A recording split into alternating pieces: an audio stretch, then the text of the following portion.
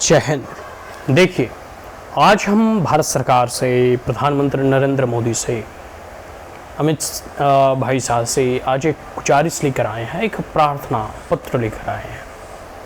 आज मुख्यतः हम कुछ मांगों को लेकर या अपने मनोभावों को लेकर उनके समक्ष प्रस्तुत हैं और यह कहते हुए कि अगर इन 5 बिंदुओं पे भारत सरकार अगर जोड़ दे, बल दे, तो हमारा भारत का भावी भविष्य सुरक्षित रह पाएगा। आपको पता है कि एक बार जब बिपिन रावत, कह सकते हो कि स्वर्गीय बिपिन रावत, वीर बिपिन रावत, जो कह सकते हो कि वीर गति को जिन्होंने प्राप्त किया, उन्होंने एक स्टेटमेंट और प्रेस कॉन्फ्रेंस में कहा था कि भारत जो है 2.5 फ्रंट वार के लिए तैयार है, सजग है और उससे निपटने में सक्षम है। 2.5 फ्रंट से आप क्या समझते हैं? 2 फ्रंट तो माना जा सकता है कि एक चाइना है, एक पाकिस्तान है, लेकिन यह जो हाफ फ्रंट की बात उन्होंने की, यह भी बहुत इंपॉर्टेंट है, बहुत मायने रखता है। भारत को अगर बाहरी आक्रमणों से जो है सेना का जवान आसानी से जो है बचा सकता है और भारत के पास उतना सामर्थ्य है कि भारत जो है वो चाइना और पाकिस्तान से एक साथ लड़ सकता है और उसे निपटा भी सकता है, इसमें कोई दो राय नहीं है। और हमें जो है अपने भारतीय सेना पे गर्व है, उनके पराक्रम पे हमें जो है विश्वास है, ठीक है, उनके शौर्य पे हमें जो है भरोसा है, ठीक है। लेकिन ये जो हाफ फ्रंट, जो अंदरूनी कलह की जो बातें हमेशा उठती है, ये जो भारत में बैठे हुए, जो भारत के नमक को तो खाते हैं लेकिन भारत को अंदर ही अंदर खोखला करने का प्रयास करते हैं, तो ऐसे कालेनेमी और ऐसे गद्दारों से कैसे निपटा जाए या इनके लिए क्या व्यवस्था उचित की जानी चाहिए भारत सरकार से, कुछ इन बिंदुओं पर हम देखो बात करेंगे। सबसे पहले तो समान शिक्षा। समान शिक्षा कहने का मतलब है कि देखो, ये जो अभी सीबीएसई मॉडल की एजुकेशन है और कहीं जो है मदरसा वगैरह चल रहा है, कहीं जो है निम्न स्तर की शिक्षा प्रदान की जा रही है, तो ज़रूरत है कि जैसे एज ए सिटीजन के तौर पर देखो, किसी को अपनी धार्मिक शिक्षा देने की आज़ादी है, लेकिन धार्मिक शिक्षा को आप जो है 10वीं बोर्ड की तरह या सीबीएसई बोर्ड की तरह जो है आप जो है कह सकते हो ना कि उतने कैपेबल उसको नहीं बना सकते। और फिर जब उस शिक्षा प्रणाली से वो निकलकर जब बाहर निकलते हैं तो फिर वो कहेंगे कि भाई हमें तो नौकरी नहीं मिलती, नौकरी नहीं मिलेगी तो फिर कहेंगे कि हमारी जो है हिस्सेदारी नौकरियों में, सरकारों में नहीं है। बात समझ में आ रही है? तो समान शिक्षा प्रणाली की आवश्यकता है पूरे भारतवर्ष में। उन्हें जो है धार्मिक ग्रंथों और धार्मिक जो है मूल्यों को उन्हें पढ़ने दें, इसमें कोई आपत्ति नहीं है, लेकिन उसके साथ साथ जो अदर सिलेबस हैं, जो इस मॉडर्न एजुकेशन की हम बात कर रहे हैं, नई शिक्षा प्रणाली जैसे 2022 में आया NEP 2020, नेशनल एजुकेशन पॉलिसी 2020, उस एजुकेशन के तहत, उस पॉलिसी के तहत सभी को समान शिक्षा प्रणाली के अंतर्गत लाना चाहिए और एक सिलेबस कोड और करिकुलम जो है निर्धारित किया जाना है कि भाई इस करिकुलम के अंतर्गत ही जो है सभी चीज़ें चलेंगी, ठीक है। धार्मिक मूल्य और शिक्षा देना है तो आप दीजिए, आप एक्स्ट्रा उसमें पढ़ाइए, कोई आपत्ति नहीं है। लेकिन आप जब एक सर्टिफिकेट की बात करते हैं या सर्टिफाइड करते हैं अपने आप को कि भाई ये यहाँ तक पढ़े हुए हैं,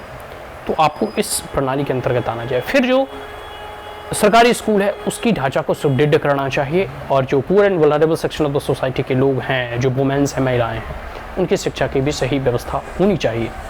बात अब सिर्फ एजुकेशन की अप्रोचेबिलिटी और एक्सेसिबिलिटी की नहीं, बात अब है एजुकेशन के क्वालिटी की, क्वालिटी एजुकेशन प्रोवाइड करने की, वैल्यू बेस्ड एजुकेशन प्रोवाइड करने की। अन्यथा इसी प्रकार जो है पढ़ लिख कर जो है आए हुए लोग जो है कभी टेररिस्ट ग्रुप ज्वाइन करते हैं, कभी बम बनाते हुए पकड़े जाते हैं, कभी जो उनका संबंध जो है ISIS लिंक वगैरह से जो है देखने को मिलता है।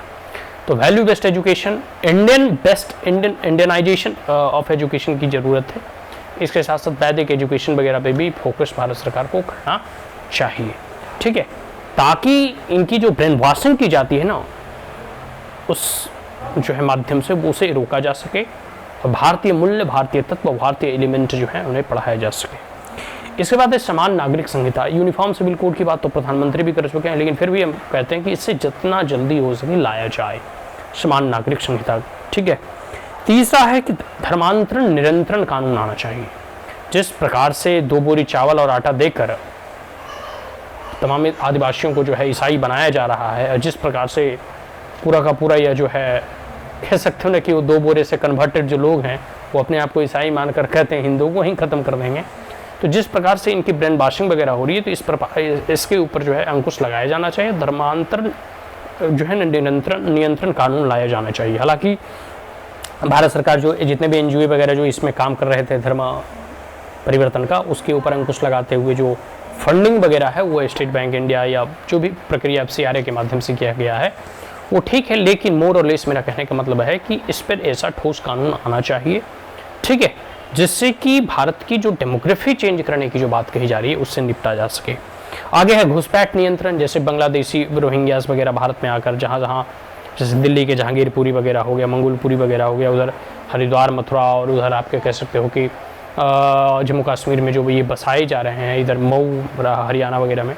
ये जो डेमोग्राफिक परिवर्तन है इससे भारत को बचना होगा, क्योंकि जहाँ जनसंख्या बढ़ेगी ये लोग फिर से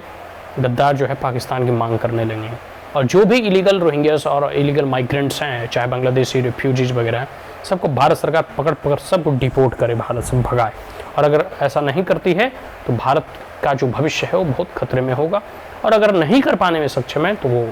तमाम भारतीयों को ये जिम्मेदारी दें कि जहाँ भी आप ऐसे इलीगल इमिग्रेंट्स को देखें वहाँ उनका जो है डिपोर्ट करना शुरू कर दें, ठीक है। आगे जनसंख्या नियंत्रण कानून भी आवश्यक है, क्योंकि कोई जो है एक व्यक्ति एक बच्चे पैदा कर रहा है, कोई एक व्यक्ति जो है 10-10 बीबी रखे और 40-40 बच्चे पैदा कर रहा है, तो ये सब जरूरी है। क्योंकि एक बात आप जान लो, चाहे लोकतंत्र हो या कुछ ही हो,